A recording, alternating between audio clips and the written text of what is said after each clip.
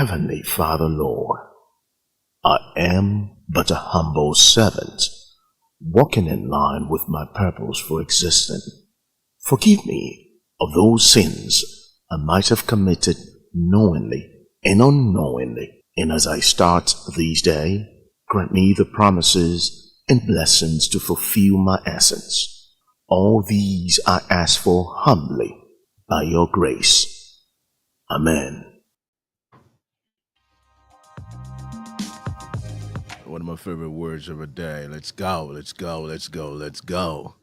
Go, go, go, go. I always want to thank God for the gift of life, for every blessed things that He has put across my way, and things that He has done for me.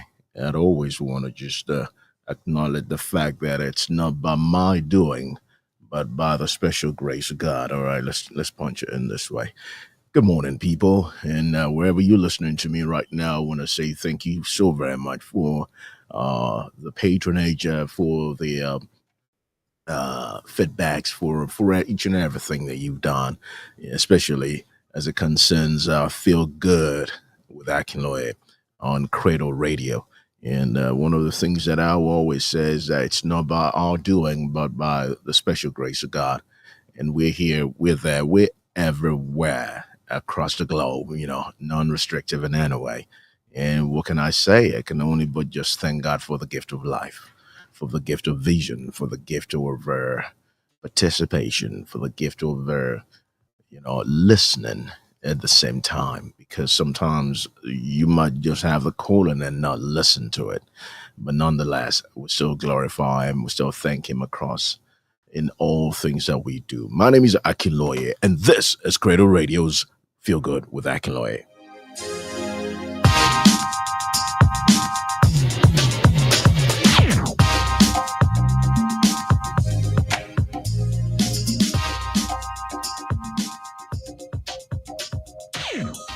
Now, in the morning, what we do is simple. It looks simple, but not relatively simple. But I love to push it out as being simple.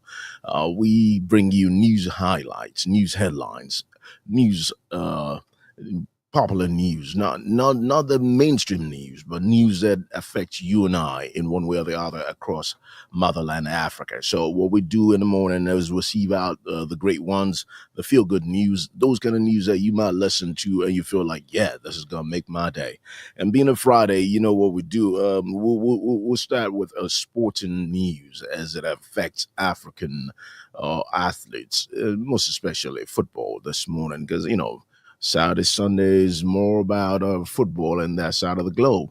And when I mean football, for people across the other side of the divide, across Africa, you understand when I say football. But for all our other listeners listening around the world, in North America, they call something soccer, all right? But I grew up listening to it and knowing it and playing, partaking out of it, a game called football, all right? So it's football for me. And so whenever you hear me listening or mentioning football on this portal, on this radio dial, on this channel, I mean what you understand as soccer. All right. So it's football to me, it might be soccer to you, and might be football to so many other people out there. So what we do is on Friday, I've got a passion for it. I played it myself. So hence the need for having to mention news as it affects it. So shortly, we'll be bringing you news, starting up with soccer news on Friday. So stay with me, don't go nowhere.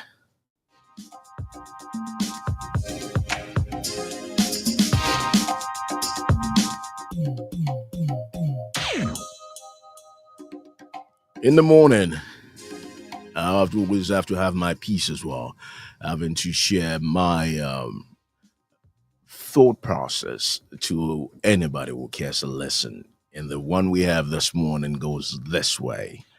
I tagged in names. Names have always been said to have a meaning, especially with people of culture.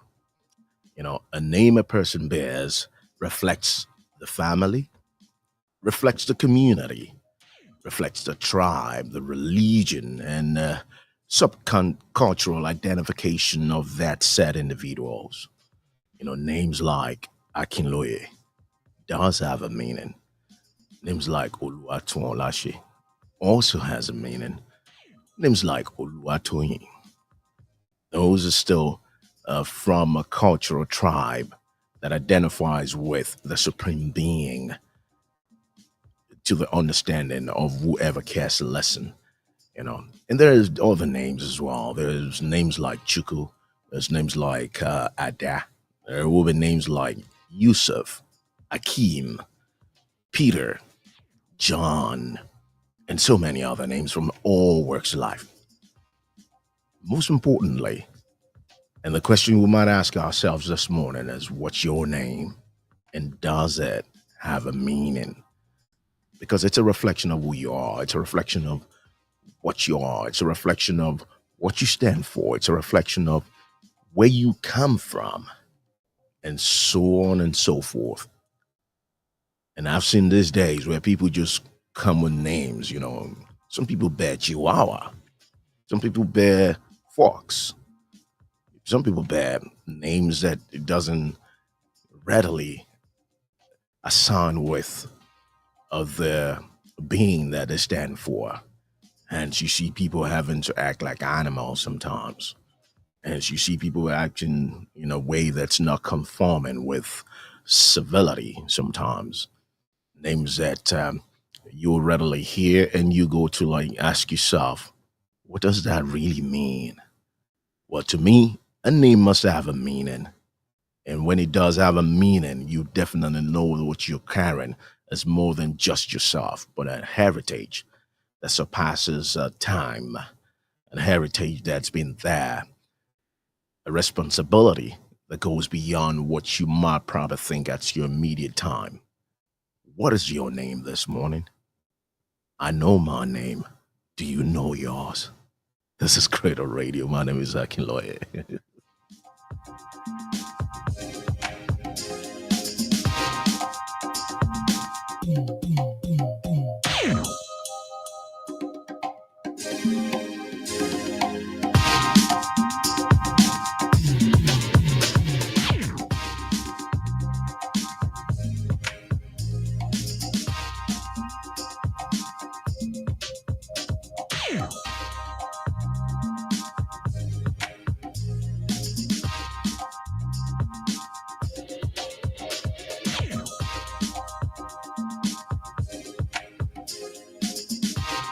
Now, what I'll do right now, and which is customary, go back and forth into Cradle Radio's a live transmission to bring you the music been played in there, and we'll come back here. We'll read you some news item that might interest you this morning.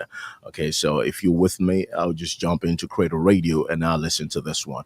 This music is coming from a man called Bazzy Dakula. All right, from this particular album that he calls what's this album? What's this album again? Let's see this one. Sacred Songs and Solos from Bazadakula. And this particular one is called he calls Gordia. I just have an endearment to this guy's songs. It's conscious, it's relative, and it's from another world entirely, especially when a person loses his mind, going into what it feels and putting it into music. I love it. Have a listen to it, and I'll be right back with your news item for the day. News headlines, per se, okay? Don't go nowhere.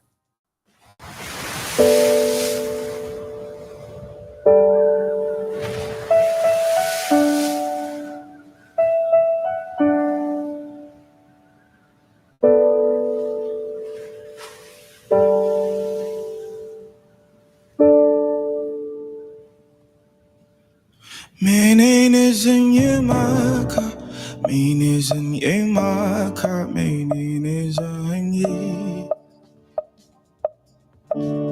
Meninizin yemaka, menizin yemaka, meninizin ye. Ya Yesuna.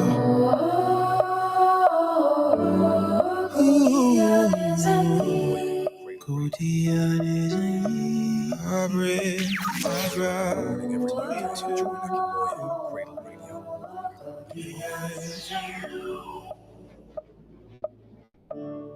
Rayu ada kapani Reina da kapani kotiane zanyi.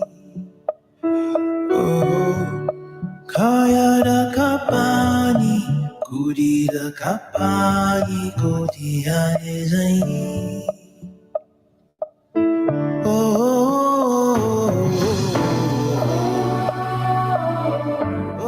kotiane zanyi. Nazo da shi bani wurin buyawa. Oh, godiya ne zan yi.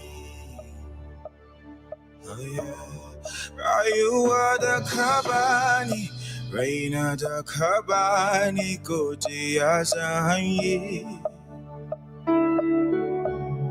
Abubuwa da ka bani, komai da ka bani, godiya zan yi. Yeah, yes.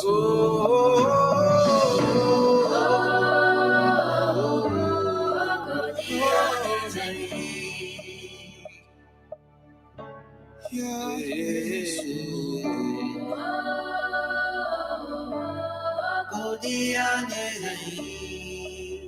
Godiana na kaugareka.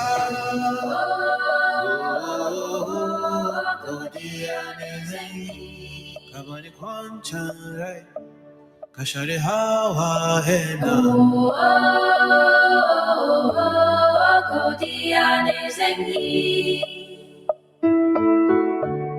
Godiana napaka nai.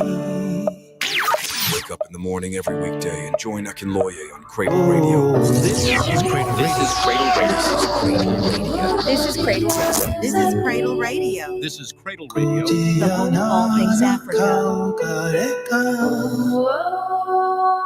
He calls that woman Godia.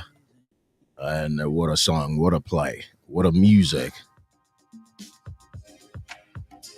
Trying to jostle everything together all in one, hence the need for you seeing back and forth in the visual aspects of it. All right, my team is still, it's early morning, so I don't blame anybody. It's a commitment that I have for myself and I have for the trading and profession. So we'll get it going on. And let's see what the fresh news headline reads this morning, and we'll take it one step at a time from there. This is going to be interesting. This is going to be really interesting. And check this one out. Salah signs new Liverpool deal. That's a big one. That's a real big one. I love it. I love that man playing every time. And every time I'm watching Mo Salah, it's just something. It's something else. It's something different. Mo Salah is something different, believe you me. Mo Salah. Oh, definitely. It's got that thing. It's got the Ed factor. And what can we say about Mo Salah that's not been said? So I'll just busy get myself in the groove of knowing what's happening with him now, and we'll take it one step at a time. News item coming your way. Mohamed Salah has signed a new 2-year contract with Liverpool, and in months of speculation over his future and keeping the Egyptian star at Anfield until 2027. Salah's previous deal was set to expire this summer, and reports link the 32-year-old with a possible move to Saudi Arabia. But with 243 goals and 109 assists in 394 games for Liverpool, staying put, aiming to add more silverware. He scored 32 goals this season alone. Wow. Including 27 in the Premier League, as Liverpool closing on the 20th league title. Salah says he's enjoying life and football at the club where he is at the best years of his career. Oh, wow. I listen to him, I watch him play, and he just... This guy breaks all odds, right? That's the truth. He just breaks everything. He in my mind, who plays like this? Only Mo Salah, and they got a song for him over there as well. And concurrently, I'll jump into this other one. You know, they're both football news, so we'll roll with this one together so we can just, get this one done and dusted, and we take it one step at a time to another level. And this one is about football as well. Remember what I said about football earlier? Yeah, football, soccer, but it's football for me. All right, let's head into this one now. Mbappe, that's right. Mbappe is not taking it easy. But in my mind, I always thought that PSG is owned by billionaires, right? Totally understanding the business aspect of it. Billionaires don't necessarily mean being a billionaire doesn't necessarily mean that you could just spend your money anyhow. All right, so it's all about accountability as well, and you don't want that money to dwindle, will you? Mbappe has a PSG account frozen over his 55 million euro unpaid wages claim. Okay, Kylian Mbappe and his legal team have escalated their war against Paris Saint-Germain. The French player has been requesting 55 million euros in unpaid wages and bonus since before leaving the Qatar-owned club and joining Real Madrid last summer, beg your pardon. Legal experts Thomas Clay said Mbappe has been authorized to make a precautionary seizure of the money, which has been frozen from PSG's bank account on Thursday. A legal hearing is scheduled for May 26. This story has been going on for just over a year now. 1 year was a deadline we set for ourselves to try to resolve this dispute as peacefully as possible. Mbappe's main lawyer, Delphine Vehiden, said. And as months went by, Kylian Mbappe still hasn't been paid the missing 55 million euros. The decision has been taken this time to go on the attack. Vehiden is trying to enlist powerful entities in a bid to claim the unpaid wages, including the French sports minister and UEFA. Verdun has also hinted that if PSG are found responsible, that they could lose their license to play in the Champions League, a trophy they have never won. The French league, LFP, ordered PSG to pay the player last year, but the French Football Federation ruled that Mbappe's request was inadmissible because of an ongoing procedure in a civil court. PSG were not immediately available to comment, but said in October that they would be forced to bring the case before the competent courts while they were still trying to find an amicable solution with Mbappe. Wow. Wow. The war of giants, huh? A war of giants. What can we say? What can we say? Sometimes when you hear this amounts, this figures, you just go like, whoa. Just go like, whoa. And if I were a lawyer, and I think that getting a percentage of that can allow you to say everything you want to say. Press conferences, this and that. Just 10% of 55 million euros alone. That's a good work for a year. And let's say you got 12 of those in a year. What happens? You got to rethink your profession sometimes. This is Cradle Radio's Feel Good with Akinloye in the morning. Don't go nowhere. We'll be right back.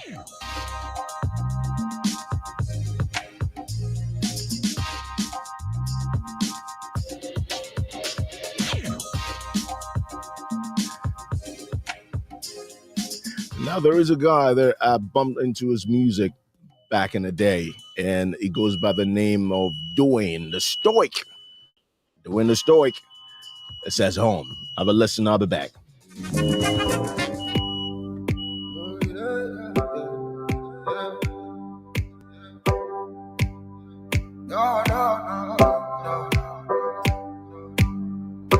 It took me too long. It took me too long to tell you I love you. The liquor's too strong, and sometimes I feel bad for my liver, but that's beside the point. Seems I always miss the point. Oh, piece by piece I'm falling apart. Save me from myself. sad. Hopeless, hoping I'm calling again. Oh, darling, can't you tell? And home is all I ever knew you were. And home's the only place I know to run. And I'm still hoping that you hear me now. There's nothing here for me outside your arms. I wanna come home. Home, home, home. Tripping over conversations, same road, different destinations. I'd hope that you'd meet me halfway still. Let my love out on the pavement. I'd hope that you'd see it, baby. I'd hope that you'd feel the way I feel. But you always miss the point, and I have reached my limit. There's no hope for us if we are out of place. And it took you way too long, man. Sadly, this is finished, and the anchor's way too strong for me to chase. Home's the only place you knew me as. Now home is not a place that you can run. And you're still hoping that I hear you out. There's nothing left for me inside your arms. You should go home. Wake up in the morning every weekday and join Akinloye on Cradle Radio.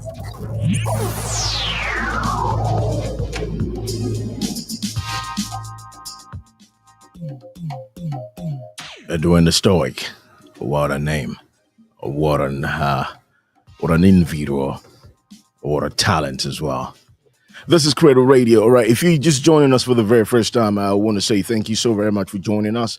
And about that, I want to, ask you in different ways. You understand that Cradle Radio is a radio station, and Feel Good with Akinloye is a program on Cradle Radio. So this is tailored for people who want to hear news about Africa and things happening in Africa, and we'll tag that one. We are other programs that's tailored for all the continents and all the individuals as well, right? So it's not just about this. It's a 24-hour radio station that's on, and how do you get to know, get a hookup with this or link up to this? All you got to do is go on www.cradleradio.com, and you just press a player. It's a live player, and everything that you're listening at that moment is a live transmission from Cradle Radio's studios. So you can't miss anything. And don't forget, join our social media handles, right? We are on Instagram, we're on Facebook, we're on we got a Facebook page, right? If you can follow us on Facebook, we would appreciate that as well. And don't forget, you can subscribe to our YouTube channel. And we got Twitter, we got it's not Twitter again, it's X, right? Okay, X. We have which other one is that? We have a TikTok account, all right? Follow us on TikTok and do the whole shebang about it, and you'll be here. You'll be having information and events that's about Cradle Radio and all that its engagement, as the case may be. Don't forget, don't go nowhere. We still got more coming your way, especially this one.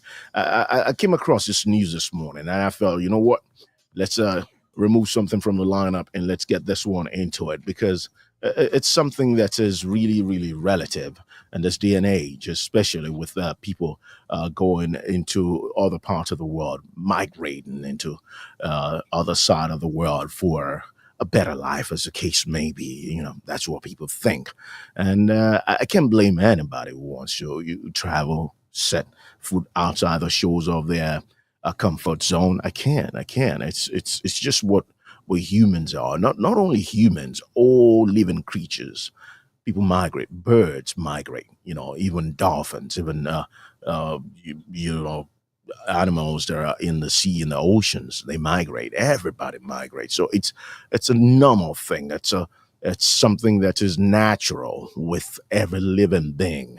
If the weather is not good in this place, you see birds migrating to another part. If the economy isn't good in another part, you see humans migrating. So like I would say each and every time, I will not blame anybody for migrating, but the most important part about it is to migrate in safety. That's what I really, really clamor for each and every day. And I do pray for it. So if I hear news about people on the high sea trying to migrate from, shores of Africa into Europe, I can only say I just wish them the best, and I hope that there's no casualty because of the tides of the ocean and the sea right there. All right, so let's get into this one. And this one, I've not read through it. I've not, gone through it before now. So we're doing it together, and hopefully there's nothing bad happening in here. Sincerely speaking, it's my first time of going through this now too as well. So let's check this out. Tunisia dismantles encampments housing migrants stranded en route to Europe. That's what the news says. Tunisian authorities this week dismantled dozens of makeshift camps housing African migrants as part of a sweeping operation to clear areas along the country's Mediterranean coastline and ease tensions with residents. The makeshift camps, located on privately owned land, have long been the site of violent altercations between migrants and Tunisians from nearby El Amra and Jibeniana, two towns located north of Sfax, Tunisia's second largest city. Brigadier General Hosham Idine Jababli, a spokesman for the Tunisian National Guard, told the Associated Press on Wednesday that the sweeps intended to ensure health and safety. The sweeps are intended to ensure health and safety. He said roughly 200 migrants were detained hailed from sub-Saharan countries. Authorities also claim to have seized caches of loaded weapons during raids. The officials have since indicated that deportation may soon begin for those suspected of planning acts of violence. They have previously suggested more than 20,000 people were sheltered in the camps, which are near a part of the coastline located less than 161 kilometers, that's 60 miles from the Italian islands that form the European Union's outermost borders. Tunisian security forces have ramped up efforts to prevent migrants from reaching or crossing the sea, a journey that can be deadly. As of end of February, 432 migrants arrived in Italy after embarking off Tunisia's coastline, according to the UN Refugee Agency. The scope of the camps had long alarmed local communities and lawmakers. Tariq Mahdi, a parliamentarian from the region, told local radio that there were 17 camps in El Amra where residents have staged protests. Since the camps were dismantled, authorities said that they had relocated migrants to state-owned lands in Ber Melouli, southwest of Sfax. All right, this is a long one. I just got to read through this. Let's do this together. Jabalili confirmed the Tunisian government is collaborating with international migration organizations to facilitate a voluntary repatriation for those who wish to return to their home countries. Fears of forced expulsion and being bused to Tunisia's desert borderlands, long common among migrants communities, again re-emerge as authorities prepare to dismantle the camps.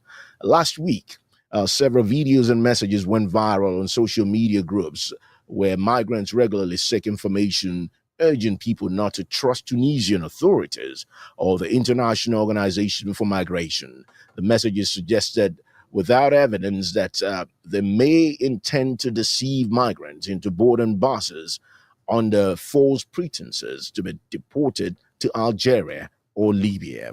Addressing concerns over the dismantling of the camps, Tunisian President Kais Saied said journalists in Monastir on Sunday that the operation was conducted peacefully and without violence or coercion. He framed the actions as guided by moral and humanitarian principles, and said that removing the camps prevented migrants from settling on private property. And I tell you, that was a long one. But hopefully somebody did catch a buzz on that, and with time we could have a lasting solution. There probably wouldn't be a lasting solution. Let's be real, okay? You know, but in as much as the case is what it is, everything is, according to my understanding, everything is connected. Well, if some countries don't want migrants, I believe there's a way you could tailor your influence on the economy of those countries. If the economies are great, believe you me, I don't believe there will be migrants. No way. If economies are great, if people living fine, just mean nobody wants to come and experience the snow except tourists. That's the truth. Nobody wants to be in a -4, -10.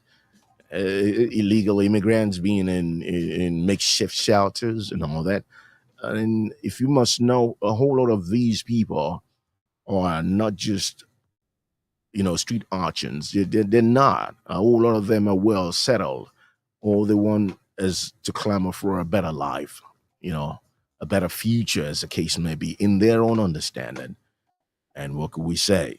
I would always pray that everybody remains safe. I know probably it's not going to be possible, but in the receiving countries as well, I would implore the Tunisian authorities, you just, relax a little bit. Don't be too harsh, because we've heard news in those camps of, authorities being harsh and treating people in inhumane ways as well. If you want people to respect you, if you want people to abide by your order and law in your country, you need to use common sense in doing some of the tasks you've been appointed as well. Okay, let's keep it that way for now.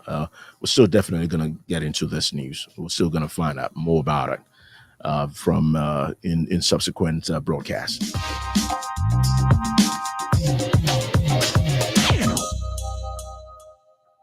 My name is Akinloye, and this is Feel Good with Akinloye on Cradle Radio.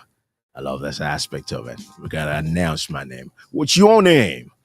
That's my headline for this morning. Names.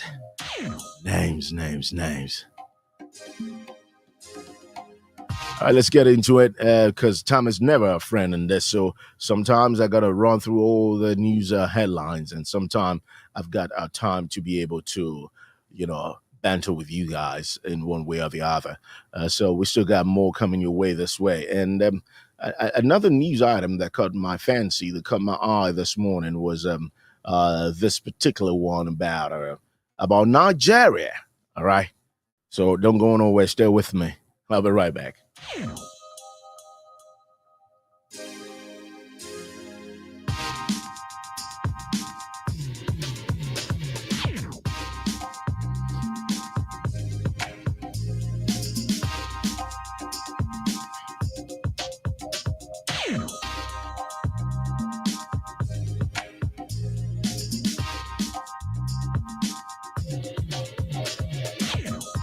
And now this is going to be interesting. It's really going to be interesting. Like I said earlier on the show, I've not even read through most of this news item, right? I looked at it and I go like, okay, this one is going to work. This one's going to work.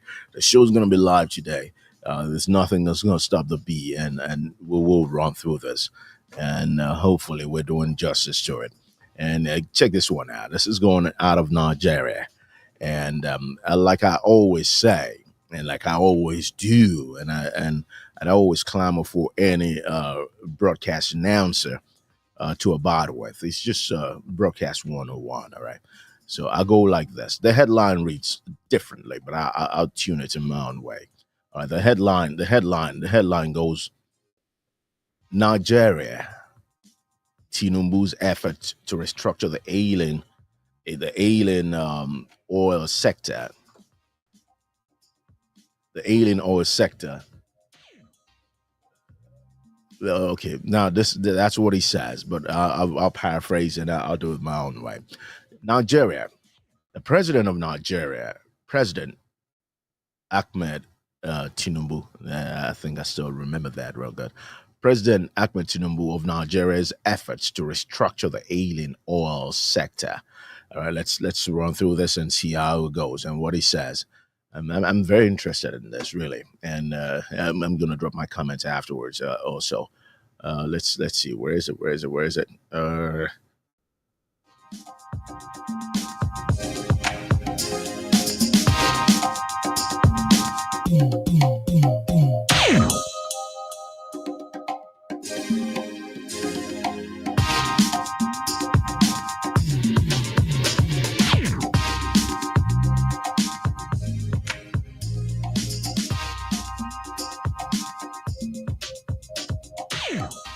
Here we go. In Nigeria, President Bola Tinubu is working to revamp the struggling oil sector as national production hits a record low and crude prices plummet following the announcement of new tariffs by Donald Trump, the president of the USA, just a week ago. The Nigerian leader dismissed several top executives from the national oil company. It's called the NNPC. And on Wednesday, the federal government declared that local refineries will be allowed to continue purchasing crude oil in the local currency. You know, the policy allowing the sale of crude oil and refined products in Nigeria, in Naira, on the Nigerian market remains in effect and will continue as long as it aligns with public interest and supports national economic goals, stated a release from the Nigerian Ministry of Finance on April 9th.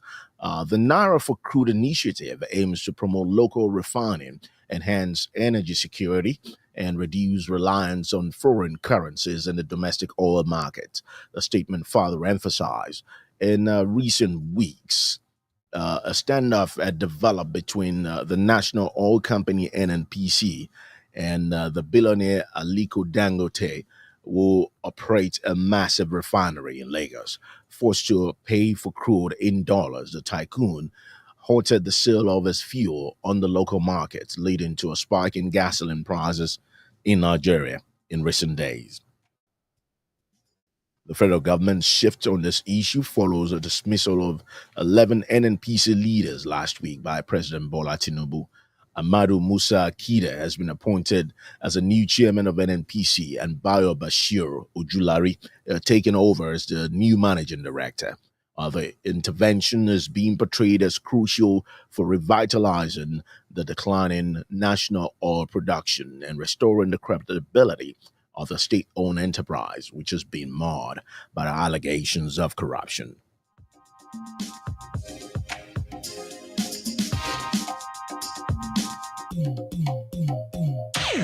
When it concerns oil, when it concerns crude oil, when it concerns gasoline, especially in one of the busiest markets in Africa, that draws my attention. And what can I say? You know, I think it's been a long time coming. It's been a long time coming, and whether you like it or not, the energy sector in Nigeria plays an important role in the country's economy, because most of its financial budgeting is based off of revenue accrued from that. But in a case where you still gotta take crude out, and in a case where one individual could have a refinery and the whole government of a country cannot operate its own refinery effectively. I mean, I saw on the news the other day, I saw the NNPC, that's a national, what's it called again? Nigerian National Petroleum Corporation, all right? Okay, I think I still have it. You know, Nigerian National Petroleum Corporation seemed to be rebuilding its own refinery somewhere, and vandals went there, blah, blah, blah, blah, blah, blah. But the reality of it is this. If Dangote can do it, why is the NNPC not doing it? And you see, it's one of the biggest markets in the world in terms of consumption, because in a Nigerian household, so many people have got two vehicles and all that, right? and people commute on a regular basis. And when you look at it, the big question is, why couldn't the NNPC have the initiative to have 2-3 refineries in that same country? Oh, of course, Dangote's refinery is still going to be effective. It's still going to be doing its own thing. Like I said, it's a huge market. So in order not to have scarcity, in order to have a form of competitive system in terms of oil and gas, having to monopolize certain things, certain ways of operation is not what the end consumer really needs. If you want prices to go down, there needs to be competition. Different people needs to be involved. Refineries needs to be built. Saudi Arabia never ever shipped out its crude to be refined in other countries. Come on, common sense, people. It's just reality. And we need to engage yourself in this talk. It's not about bashing nobody. It's not about telling somebody what to do. It's not about having to talk to you and say, oh yeah, you shouldn't do this. It's not a blaming game. No, it's not. It's just common sense. How does Saudi Arabia do it? And that's why it's not just going there just to look at the structures in Saudi Arabia or going to the UAE, Dubai and all that. How do they do it? In a way to sustain their economy to be one of the best in the world. For me, I take the Asian countries in terms of being first world country. Right now, first world countries, just my own opinion. It's not a general opinion. First world countries are China and the Saudis. And then when I'm in the Saudis, I mean Saudi Arabia, I mean UAE. Those are, if you go into those countries, you're gonna know that you live in third world. So that's why sometimes I have a laugh when people go like third world countries. And now the countries that you think are first world, probably tongue twisted in there. Probably, if you look at it constructively, are third world countries. Take for instance my country, right? We got trains in here, trains that even China or Singapore doesn't even use that train no more. And we go all around giving monies to everybody, going around saying, yeah, we want to donate this to that, we want to donate that to that, And when I look at our trains, I compare that to what China has. My mind, I'm laughing. So, in a nutshell, countries that you think are first world countries are relatively third world countries, and countries that you hear about, because you got to do your research, you got to find out. Countries that you hear about, like, oh yeah, this is this, oh they got pollution and that. Oh, those are first world countries. I saw a house in Thailand yesterday, and believe you me, I'm thinking of moving to Thailand this time around. Believe you me, that's the truth. I saw a mansion in Thailand. I'm probably gonna go for it as well. Anyways, this is Cradle Radio. My name is Akinloye. Don't go nowhere. We still got more coming your way. I'm just in my own element. And listen, words that comes from here, from my belly, and from my mouth, are words from me alone. It's not Cradle Radio's words. It's Akinloye's words, right? So when I go around, oh man, I got this stuff in my nose. All right. So when I go around and I go like, this is my own opinion. It's my own opinion. It has nothing to do with the station as well.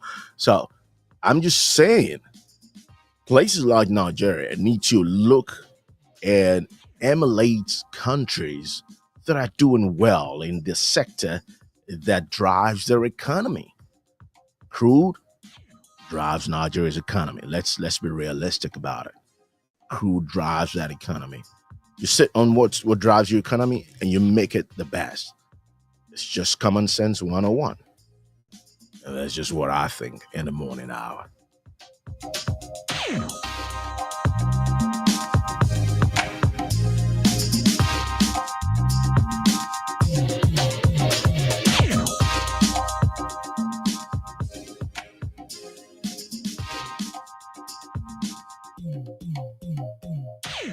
We still got something coming your way, and time is far spent, so we just run through this as well. All right. After coming from Nigeria in terms of the news headlines, all right, we're going here. We talked about this news 3-4 weeks ago. That's right. We talked about it. And when we were talking about it, it seemed like everything was just like a tug of war from here to there, from there to here. And what could we say? What could we say about this one? But it seems, and I want to give credit to this. I'll read the news and I'll give my summation about it afterwards. All right. So in terms of the news, this is coming out of South Africa this morning. You got to just give it to them because despite whatever is happening around the world, they're still doing their bit to keep their country going and to meet up to the mandate of the people. So check this one out. And in this one, it says, this one goes like, let me put myself in there. First payments made to first payment. I gotta draw this down a little bit, just right here. Okay, this is good. First payment made to white farmers affected by land reforms in Zimbabwe. All right, in Zimbabwe. Okay, now let's check this out. It's a part of that region as well. So when I wasn't talking about the country. I'm talking about that South African region of the world. Okay, so let's get into this one and find out what's happening around there. And in terms of news, in terms of things in that part of the world, I'm just curious about it sometimes because it's just not about having to take land. Taking land is a really harsh way of looking into it. All right, it's a really harsh way of looking into it. All right, so let's read it and I'll give my summation on this. The government of Zimbabwe has announced an initial compensation of $3 million US. That's 2.3 million pounds for white farmers whose properties were taken under a contentious government initiative over 20 years ago.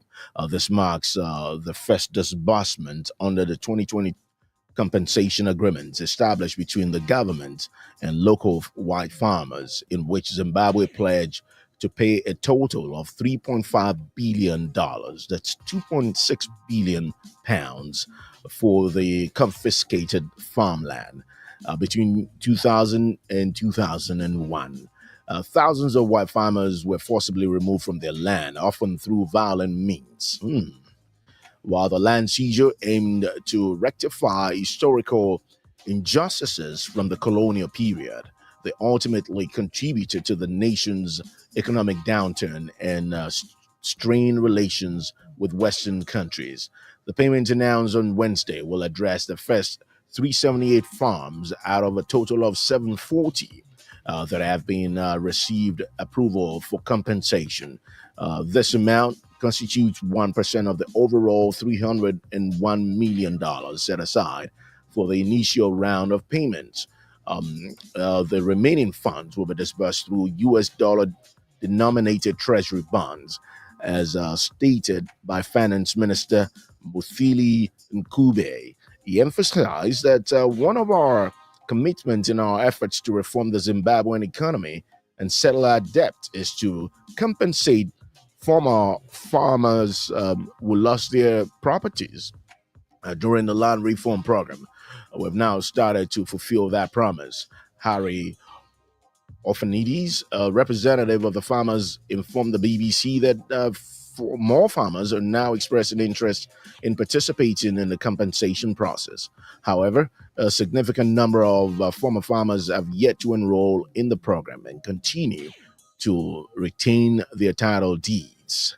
The government has limited its compensation to improvements made on the land, refusing to pay for the land itself, arguing that it's unjustly taken by colonial powers. It has also prioritized compensation for foreign-owned farms through separate negotiations. In January, Zimbabwe initiated compensation payments for foreign investors whose farm was safeguarded under bilateral investment agreement following its independence in 1980, which ended decades of white minority rule. Zimbabwe saw most of its fertile land owned by around 4,000 white farmers. The land reform aimed at to redistribute land from its white owners to black farmers, addressing the injustices of the colonial policies that has displaced thousands of black farmers and reserved prime land for white settlers. In 2000, then President Robert Mugabe endorsed land invasion carried out by government forces and vigilante groups, leading to widespread international criticism. President Emerson Mnangagwa, who succeeded Mugabe after a coup in 2017, has been working to rebuild the relationship with Western nations. Mnangagwa has asserted that land reform is irreversible, yet he has pledged to provide compensation as a crucial means of restoring relations with Western countries.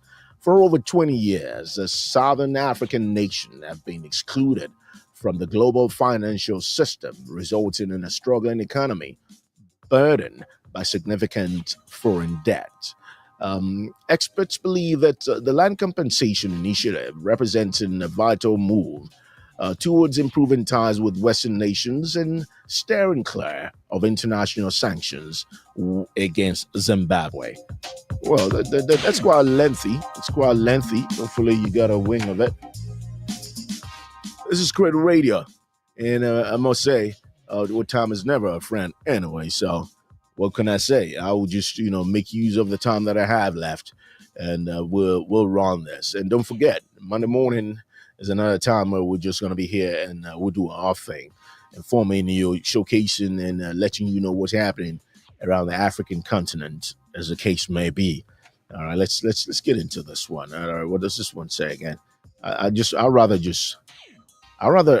watch out for this development. I want to know what's happening in there, and hopefully this could be a form of guideline for countries in that region as well. Will decided or will had a mandate to redistribute land as well, and I'm talking about Southern Africa right now. They have a country, South Africa, and Zimbabwe is trying to just try to undo what could have been tagged injustice, done to farmers. Because for me, I don't really get to see or differentiate people in terms of the color of their skin. Because there are people who were Zimbabweans, who Caucasians. So Zimbabweans are Zimbabweans in my own book. So having to take this and take that, I'm not in government, so I can't speak totally for that. But I just believe there should be fair equity and equality in all the things that we do, especially if you're a government today, because you practically won't be in government forever. Even if we have people who want to stay there for 20 years or more, that's impossible. The fact that you're going to wake up the next morning is not guaranteed. So let's hop into the next news item, and because I think I have maybe like 5 minutes or thereabout before I round up. Now this one, I really want to get into this one before I leave this morning. So let's do this real quick. This one goes this way, and all right, let's hear into this one. Okay, now check this one out. This is I'm just gonna Tundu Lissu charged with treason. Okay, you might ask me the very, very question of who's Tundu Lissu? This is a man laughing, smiling, and he looks quite happy, but possibly not at this present moment. This must have been a picture taken earlier in years before now. Tanzanian opposition leader Tundu Lissu was charged with treason on Thursday following his arrest at a public rally in which he called for electoral reforms ahead of planned general elections in October. Lissu, chairperson of the main opposition party Chadema, was arrested on Wednesday night over what regional police called incitement. The opposition in Tanzania has been calling for election reforms to ensure the upcoming poll is free and fair. Lisu on Thursday afternoon arrived at the Kisutu Magistrate Court in the commercial capital Dar es Salaam, appearing in high spirits and in company of his lawyers and opposition party politicians. The opposition leader was forced into a police vehicle late Wednesday after he had just finished addressing a public rally in Binga, in the south of the country, more than 1,000 kilometers from Dar es Salaam. Human rights activists have accused the government of President Samia Suluhu Hassan of heavy-handed tactics against the opposition. The government denies the claims. In 2017, 3 years before the last election, Lisu survived an assassination attempt after being shot 16 times. Ooh, that's heavy. He was shot 16 times. Tanzania is set to elect the president and members of parliament in the October elections.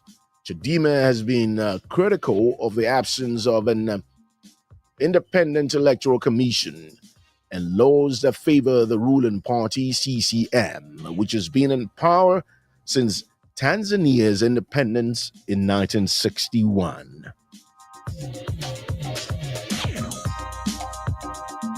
Oh, wow. Talk about having to be in power, a monopoly, as the case may be, since 1961. Jeez. 61 from now is that's like 64 years or thereabout. Huh? I think 64 years. Whew. Oh, lordy. 64 years. You know what? Sometimes this is a really serious matter, right? Sometimes when you look at stuff and you look at name calling and so many things across the globe, you'd ask yourself, in countries where people call or attach some form of symbolism to the governing system there. Like, for instance, let's say in Asia now, you call people, oh, Communist Party, this and that. But it seems the people who are engaged in that practice over governance, as we know it, seem to understand what they're practicing. They understand that. Take, for instance, in China, for instance, China already knows who its next leader is going to be.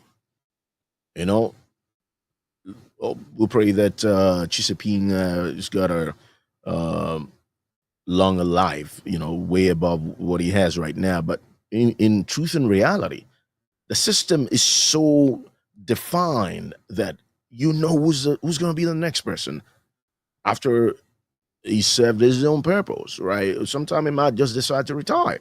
But now look at cases where, and this is the edge that other countries have over a practice of democracy that we really talk about and we push out. All right, how many minutes I got left? All right, barely a minute. Anyways, so when you look at it, you look at things in the real sense of it. You got to just lean back, understand the system that is applicable to you, that is good for you. And hopefully God just does the rest in understanding and having a national leader who believes in his people.